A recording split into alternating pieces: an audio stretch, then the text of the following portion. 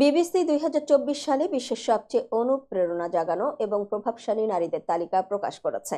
সেই তালিকায় স্থান পেয়েছেন রিক্তা আক্তার বানু নামে এক বাংলাদেশি নারী। মঙ্গলবার ২০২৪ সালের ১০০ নারীর তালিকাটি প্রকাশ করেছে বিবিসি। এতে বেছে নেওয়া বিভাগগুলো হলো জলবায়ু কর্মী, সংস্কৃতি ও শিক্ষা, বিনোদন ও ক্রীড়া, রাজনীতি ও অ্যাডভোকেসি এবং বিজ্ঞান, স্বাস্থ্য ও প্রযুক্তি। বিবিসি ১০০ নারী উপরোক্ত পরিস্থিতির নারীদের ওপরে সৃষ্টি হওয়া প্রভাবকে স্বীকৃতি দিয়ে এই বছর তাদের উদযাপন করছে, যারা বদলে যাওয়া বিশ্বে তাদের দৃঢ়তার মাধ্যমে পরিবর্তনের জন্য কাজ করছেন। এছাড়া এই তালিকা জলবায়ু সংকটের প্রভাব পর্যবেক্ষণের প্রতি অঙ্গীকারাবদ্ধ, তাই জলবায়ু বিষয়ে নেতৃত্ব দেওয়া ব্যক্তিদেরও যারা তাদের সমাজকে এর প্রভাব মোকাবেলায় সহায়তা করছেন।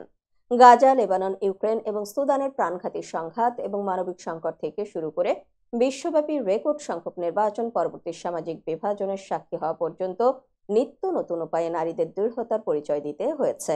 বিজ্ঞান, স্বাস্থ্য ও প্রযুক্তি বিভাগে স্থান পেয়েছেন বাংলাদেশের রিক্তা আক্তার বানু।